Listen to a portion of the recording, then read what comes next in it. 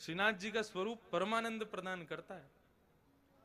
हमारे बाल कृष्ण प्रभु ने दुनिया भर के रूप धारण किए, कहीं पर बांसुरी बजा रहे हैं, श्री राधा वल्लभ जी में रोज ब्याह कर रहे हैं, बिहारी जी में नित्य मनोरथ कर रहे हैं, श्री गोपीनाथ गोविंद देव जयपुर में विराज रहे हैं, उनके भी अलग अलग रूप। लेकिन श्रीनाथ जी का जो रूप है, स्वरूप है, इसमें सब विराजमान है, सब विद्यमान है, क्योंकि ये वास्तविक आनंद स्वरूप है। एक भुजा ऊपर है और दूसरी भुजा कमर पर है। किस भाव से? सावधानी से सुनिए कथा बिल्कुल। श्रीनाथ, श्री यानी राधा, श्री यानी श्री किशोरी जी, श्री यानी श्री लाडली जी, और श्री लाडली के संग युक्त होकर के जो नाथ विराजमान हैं वो हैं श्रीनाथ। सुनवे तो पहली ताली बजा रहे हो, बात तो पूरी करने दो हमको, जल्दीबाजी मत करो। अब तो पंडाल भी अपना, समय भी अपना, कथा भी अपनी, उत्सव भी अपने, पूरे दिन, पूरा दिन है अपने पास। खूब भाव से सुनो कथा। वृंदावन में जो दर्शन नहीं है वो दर्शन श्रीनाथ जी में है। कैसे? आप लोग सब बाहर से पधारे हैं, इसलिए मैं जो अपने गुरुजनों से, जो अपने बुद्धिजीवियों से जो मैंने सुना, तो मैं कह दूं यहां पर। वृंदावन में किशोरी जी ठाकुर जी से, ठाकुर जी के बगल में विराज रही हैं, और स्वरूप में नहीं है, केवल नाम के रूप में श्री राधा रानी विराजती हैं वृंदावन में।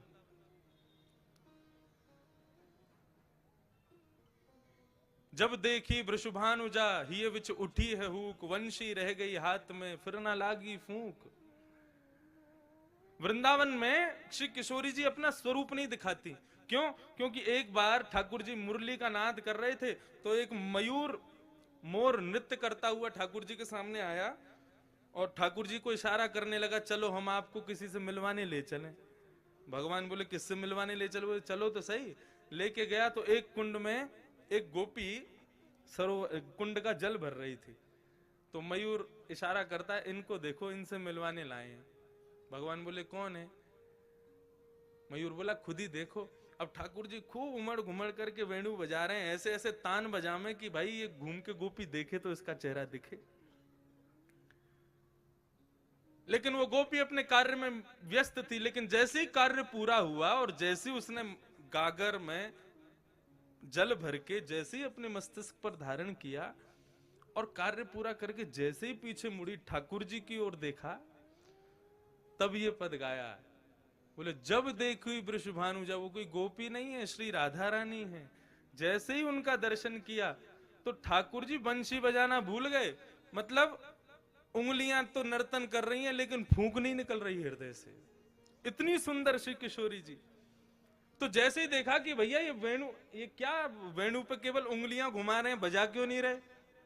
तब किशोरी जी को लगा अरे हमारे स्वरूप में मोहित हो गए। सो किशोरी जी ने घूंघट कर लिया। तब से आज तक श्री लाडली जी वहां घूंघट करके बैठी हैं। क्यों? बोले यहां पर भक्त दर्शन करने आएंगे ठाकुर जी का, और यदि मैंने घूंघट ऊपर कर लिया तो ये तो मुझे देखते रहेंगे, भक्तन ने तो देखेंगे ना।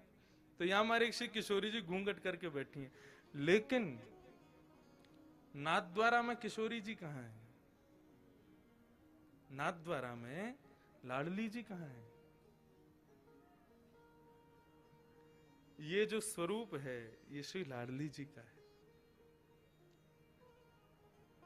एक स्वरूप नहीं है श्रीनाथ जी। ये दोनों स्वरूप जब प्रेम में उन्मुक्त होकर के एक हो गए, तब श्रीनाथ स्वरूप प्रकट हुआ। अपनी पूर्ववर्ती कथा में भी मैं बता रहा था कि जब रास करते हैं ठाकुर जी, तो दोनों के अंग का स्वरूप क्या होता है? बोले श्री किशोरी जी तो ऐसे नृत्य करती हैं, ये भाव है उनका, ये सदैव ऐसे ही नृत्य करती हैं।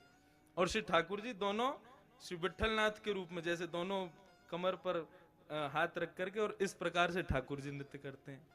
कभी आप रासलीला देखो तो कान्हा मोर बन आयो, कैसे आवे, यूं ही तो आवे, अपने कंधे पे हाथ रख, अपने कमर पर हाथ लगा के। तो ठाकुर जी ज्यादातर नृत्य ऐसे ही करते हैं। अब नृत्य करना नहीं आता, नहीं करके बता देता मैं। अब भाव यही है कि बार बार ठाकुर जी नृत्य करते करते ऐसे ही हो जाते हैं, और श्री किशोरी जी ऐसे ही नृत्य करती हैं। एक दिन किशोरी जी जब नृत्य कर रही तो ठाकुर जी बोले, आज तो आप बहुत ही सुंदर लग रही हो, तेरो मुख नीको कि मेरो मुख किशोरी राधे। ठाकुर जी दर्पण देखें, दर्पण में किशोरी जी, जब ठाकुर जी और किशोरी जी दोनों देखें तो ठाकुर जी कहें, अच्छा लाडली जी यूं बताइयो, तुम्हारो मुख सुंदर है कि मेरो मुख सुंदर है। किशोरी जी कहें, जा प्रकार से अमावस्या में पूर्णिमा को चंद्रमा खिल जाए तो पूर्णिमा के चंद्रमा को देखवे के काजे सबन की दृष्टि व काली अंधियारी को भी देखे, वैसे ही आप हो। बोले आप तो ऐसे कार्य हो, आपको कोई देखो तो चाहे ना है, लेकिन हम जब गौरांगी अपनो पूर्ण रूप लेकर के आपके बगल में विराज जाए ना, तब लोग आपको देख लें हमारे मारे। ऐसा ठाकुर जी के संग विनोद करें श्री किशोरी जी। तो उस दिन ठाकुर जी बोले, आज तो आप बहुत ही सुंदर लग रही हो। राधा रानी बोली, हम तो सुंदर हैं ही हैं, बता का रहे। ठाकुर जी बोले, लेकिन हमारी इच्छा है रे कि आप हमारे सन्निकट आ जाओ, आप हमारे नजदीक आ जाओ।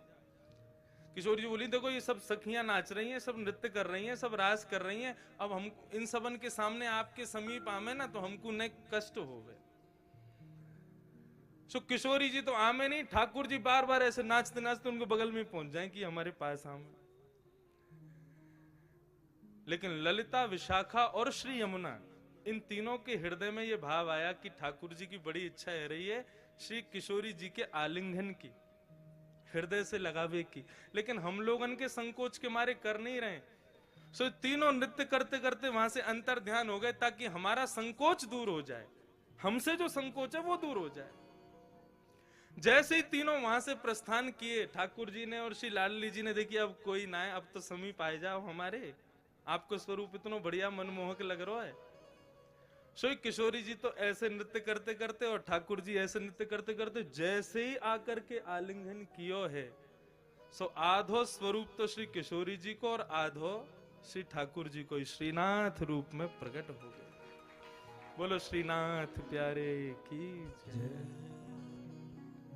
आप कभी गर्मी में यहां आना, मैंने तो अनुभव किया है, ठाकुर जी की जो उठी हुई भुजा है वो श्री राधा रानी है, और उस भुजा को जब आप देखेंगे तो उस भुजा में आपको गौर वर्ण का दर्शन होगा।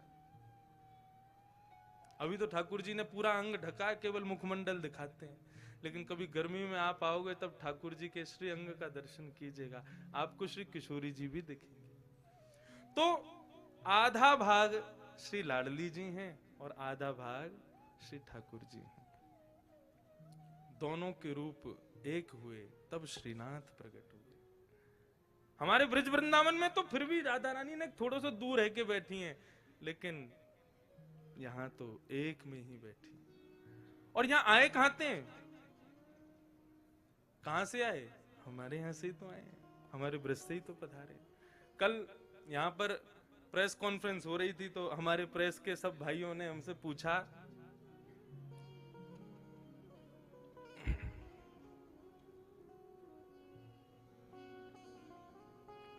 कि महाराज जी आप यहाँ कथा क्यों कर रहे हैं, तो उसके बहुत भाव बताए। एक भाव और आ गया मेरे मन में, अब नाथ द्वारा के जो लोग बैठे हैं वो इस भाव को सुन के कहीं हम पे गुस्सा मत करना, लेकिन हम ब्रजवासी, हमारा भाव है, हमारे भाव आया। मैंने कि हम तो देखो ये हमारे आए हैं कि ब्रजवासी हैं, और जब भी ठाकुर जी को देखें तो पता ना क्यों स्वतः ही मन में भाव आ जाए, ठाकुर जी 11 घंटा चल के आना पड़े आपके दर्शन के काजे, तब आकर के यहाँ पे गाड़ी पहुंचे आपके दर्शन हो में। फ्लाइट ते भी आओ तो 6-7 घंटा तो लग ही जाए, ट्रेन ते तो पूरी रात लग जाए।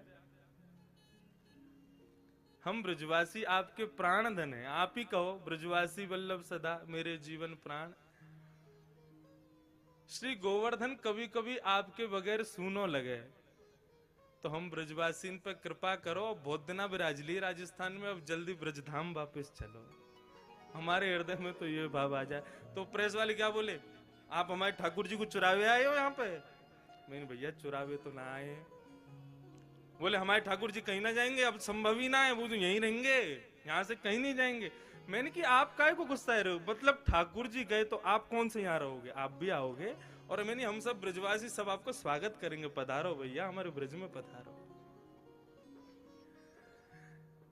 तो क्या पता इस 7 दिन में कोई आर्तनाद ठाकुर जी सुन लें और ठाकुर जी की मन में ब्रज का स्मरण आ जाए। वैसे तो यहाँ के सब लोगों ने इसी को ब्रज, लग ही नहीं रहा कि हम कहीं बाहर हैं, ऐसे ही लग रहा है कि पूरे ब्रज में ही भ्रमण कर रहे हैं। संपूर्ण ब्रज यहाँ विराजमान है, ठाकुर जी विराजमान है। ऐसे सच्चिदानंद भगवान श्री श्रीनाथ जी को हम बारंबार वयम नमः प्रणाम करते।